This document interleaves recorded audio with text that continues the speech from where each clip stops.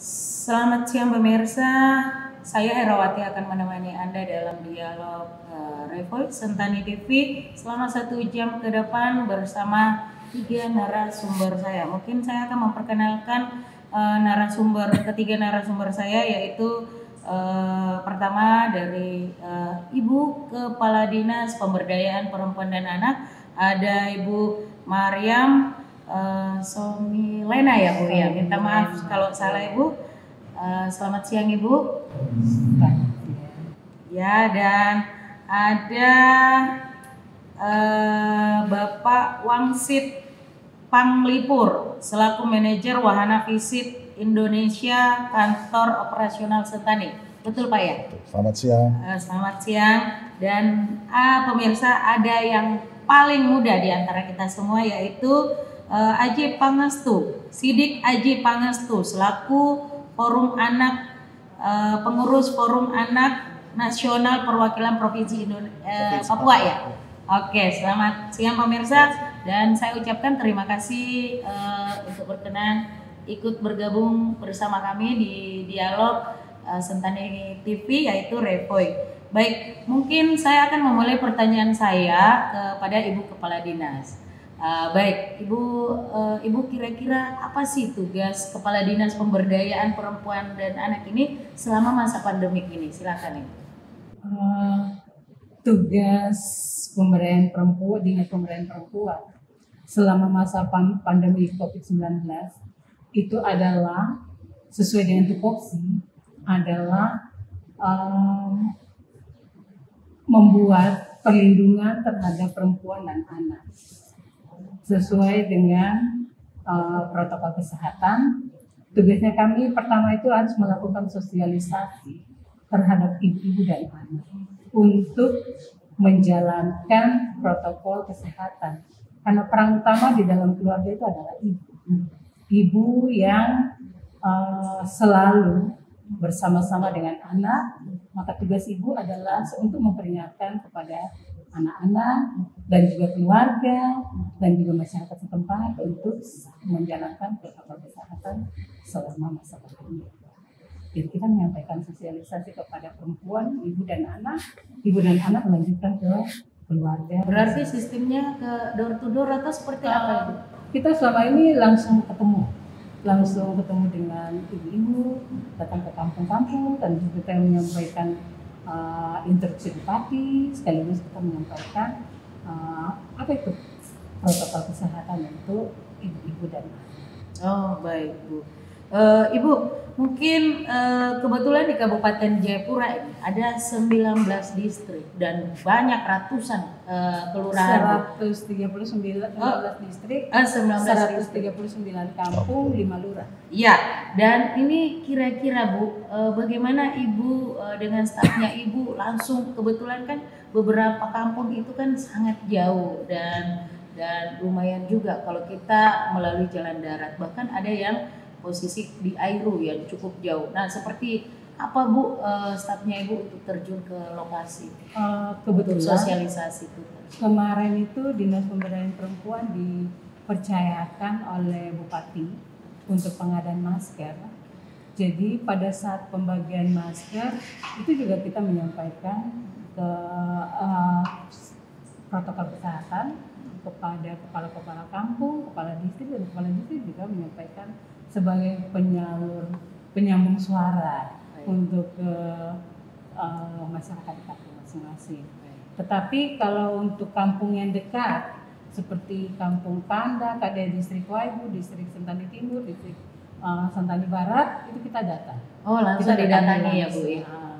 Kita datangi langsung, ketemu dengan ibu-ibu, kita ketemu entah itu mau di pasar, entah itu mau di puskesmas, entah itu mau di rumah-rumah, kita datang. Setiap saat Bu ya? Tidak setiap saat, sesuai dengan jadwal yang sudah diatur. Oh, sudah diatur Bu ya. Baik. Mungkin saya akan lanjut ke Pak Wangsit. Pak Wangsit ya. Bapak mungkin bisa menceritakan apa sih Wahana Visit Indonesia ini di Papua ini, perannya seperti apa sih Pak? Iya, Wahana Visit Indonesia adalah lembaga kemanusiaan Kristiani yang dalam berkarya fokusnya supaya anak-anak lebih sejahtera. Tapi walaupun begitu kami dalam berkarya tidak melihat itu suku apa, agama apa, yang penting anak-anak kehidupannya menjadi lebih baik. Kita masuk ke sini tahun 79, masuk lagi tahun 2011. Memang dari awal kita memang melihat bahwa anak-anak harus lebih baik. Dan di masa pandemi ini juga anak-anak menjadi salah satu warga negara yang terdampak gitu. Contohnya ya anak-anak yang biasanya bisa sekolah di gedung sekolah, sekarang harus sekolahnya di rumah. Itu juga terdampak bagaimana supaya mereka juga tetap bisa mendapatkan hak-haknya akan pendidikan. Di masa pandemi ini kami memang memutar balik seluruh program itu fokus untuk COVID. Dulu kita memang menyasar ke pendidikan, ke kesehatan, tapi dalam skop yang tidak seperti ini. Tapi sekarang kami coba untuk fokus kepada COVID. Walaupun memang kami tidak di seluruh Kabupaten Jayapura, tapi minimal kami mau ikut berkontribusi supaya anak-anak lebih baik lagi. Bisa berikan saya contoh Pak, seperti apa sih kegiatan Fisip Indonesia ini Pak di Kabupaten Jayapura? Iya, saat di ini atau sebelumnya? Sebelumnya. Sebelumnya kami memang kalau khusus di Kabupaten Jayapura kami punya kerinduan tidak ada lagi anak-anak di kelas 3 SD yang tidak bisa membaca dengan pemahaman, tidak ada lagi anak-anak yang putus sekolah. Berarti apa yang dilakukan Pak kalau kami coba bermitra dengan siapapun yang punya visi yang sama untuk anak-anak. Contohnya sekarang di danau itu ada 3 perahu pustaka, di darat di sini juga ada mobil pustaka minimal. Perpustakaan jalan Pak ya? Iya, perpustakaan. Kami menamakannya mobil sahabat anak. Jadi mereka bisa menyapa anak-anak di kampung-kampung, minimal anak-anak bisa mendapatkan buku-buku yang berkualitas, dan dari membaca itu anak-anak bisa punya mimpi, oh saya bisa seperti ini ya, oh saya bisa melakukan ini ya. Karena yang kami tahu sebenarnya anak-anak di Papua ini tidak kalah dengan anak-anak di Jawa, tapi karena bahan-bahan bacaan yang berkualitas ataupun apapun yang berkualitasnya tidak seperti yang di Jawa, sehingga membuat teman-teman di sini sepertinya di bawah, padahal tidak. Kalau mereka sudah membaca dengan buku yang sama, akses yang sama, saya rasa tidak kalah anak-anak di sini. Agak menarik Pak, ada mobil apa namanya Pak? Mobil sahabat anak kami menamakan. Sahabat anak, dan di danau apa namanya ada Pak? perahu pustaka. Nah, kira-kira anak itu untuk mendapatkan atau menemukan alat tersebut, kendaraan tersebut itu di mana posisinya Pak? Kalau mobil sahabat anak itu parkir di kantor kami, tapi pas masa pandemi kami juga harus bijak, karena jangan sampai mobil itu datang anak-anak berkumpul. Kami hanya menyampaikan bahwa pesan-pesan kesehatan kami sampaikan untuk pakai masker, cuci tangan. Dan kami juga di saat pandemi ini ada mencetak ribuan poster. Jadi kita tempel di gereja, kita bekerjasama juga dengan gereja supaya menempelkan di setiap gereja di kampung dan di sekolah-sekolah, supaya anak-anak maupun masyarakat mempunyai pemahaman yang betul dan benar mengenai COVID-19 ini. Jadi tidak juga takut, tapi juga jangan juga menyepelekan. Jadi kita ingin semua pihak termasuk anak-anak mempunyai pemahaman yang betul dan benar mengenai COVID-19. Baik Pak, selain itu Pak, kira-kira program apa yang menunjang programnya pemerintah daerah ini? 2 minggu yang lalu kita sudah ada drop di gugus tugas, itu ada 800 APD sama dengan sekitar 6 ribuan masker KN95 untuk bisa dipakai oleh petugas kesehatan memang hanya di 4 fasilitas kesehatan ya, Puskesmas Sentani Timur, Puskesmas Sentani, Puskesmas Ebung Pau sama RSUD Iwari, karena memang mampunya segitu, tapi minimal kalau ke depannya ada lagi kita juga akan lakukan. Ada juga kami mendistribusikan sembako untuk 600 paket, kemarin sudah didistribusikan di Kampung Nandali dan di Kampung Sereh. Kedepannya dalam minggu ini kita ada memang pesan sekitar 1000-an radio untuk anak-anak yang memang kesulitan akses, mungkin tidak bisa mengakses materi online lewat komputer, tablet atau apa. Mereka bisa mendengarkan siaran-siaran radio yang radio Kelambai Umbai juga siarkan ataupun RRI. Jadi ada paket-paket siaran radio dan kami melihat bahwa biarlah kami juga coba berkontribusi anak-anak bisa mendengarkan siaran radio lewat pesawat radio yang mungkin kami hanya bisa sumbang 1000-an lebih, tapi minimal ada sekitar 1000-an anak yang tertolong untuk bisa mendengarkan radio, siaran-siaran pendidikan yang sudah pemerintah daerah buat di Radio Kelambai Umbai maupun di RRI. Dan di RRI kita buat juga dialog seperti ini tapi via audio saja. Itu kita buat di RRI. Semuanya untuk pencegahan COVID-19. Oke, makasih Pak Wangsit. Dan mungkin saya ke Adik Sidik.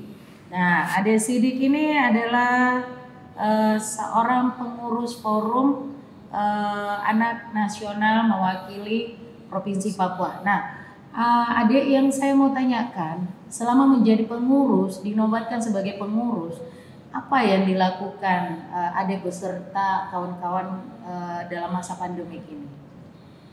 Sebelumnya saya ingin menjelaskan dulu bagaimana apa sih itu forum anak. Forum anak itu adalah wadah partisipasi anak yang Ani juga merupakan pelopor dan pelapor bagaimana pemenuhan hak-hak anak di setiap daerah. Dan selama pandemi ini kami telah mengadakan pengambilan suara anak.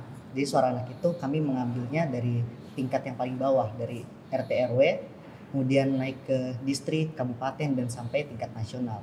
Dan di sini kami berpikir bagaimana sih selama masa COVID ini suara anak itu dapat tercapai. Caranya bagaimana pengambilan suara tersebut? Dan pengambilan suara anak tersebut itu dari anak, untuk anak, dan oleh anak.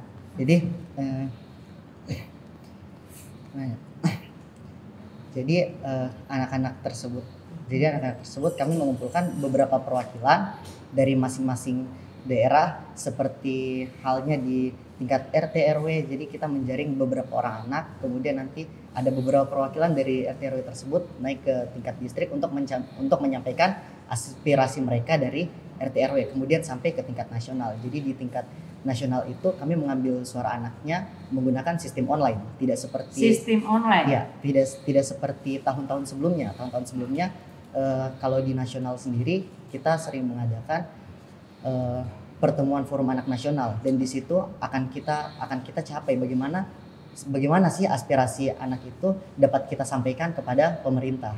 Oke, khusus di Kabupaten Jayapura ini Adik, kira-kira sudah berapa distrik yang Adik sudah melaksanakan program tersebut?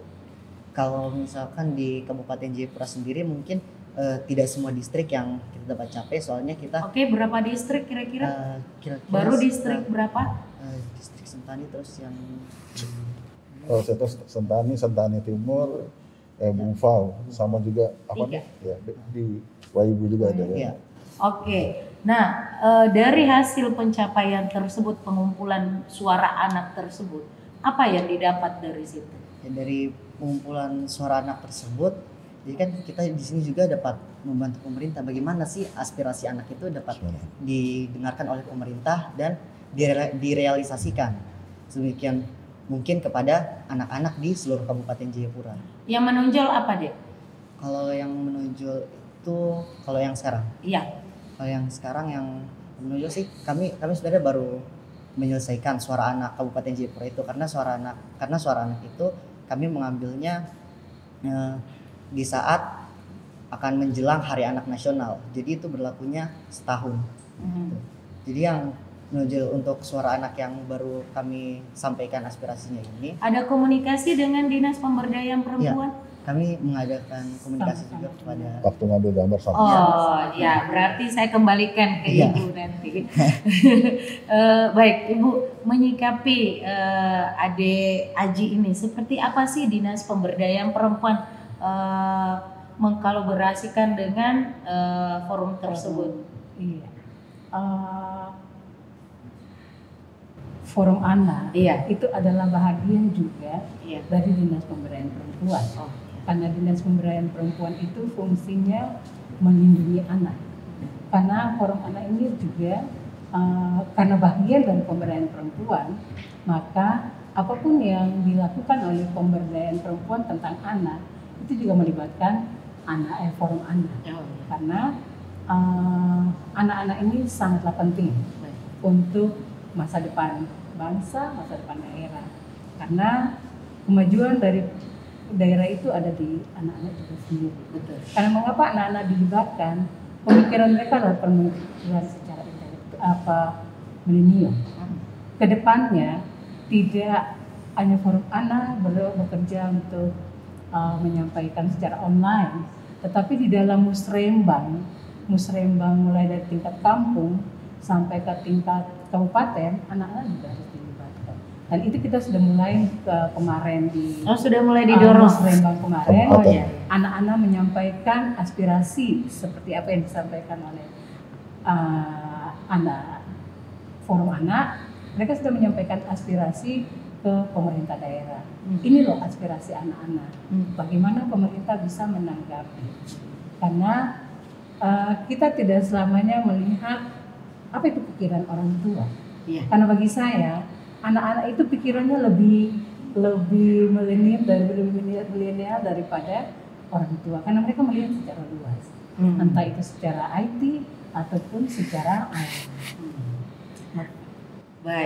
Baik pemirsa, kita rehat sejenak dan kita akan melanjutkan dialog ini kembali bersama narasumber saya yang handal di bidang perempuan dan anak. Dan agak menarik pemirsa karena ternyata Dinas Pemberdayaan Perempuan ini memberikan ruang kepada anak pemirsa, dan kita akan melanjutkan dialog lagi sesaat lagi.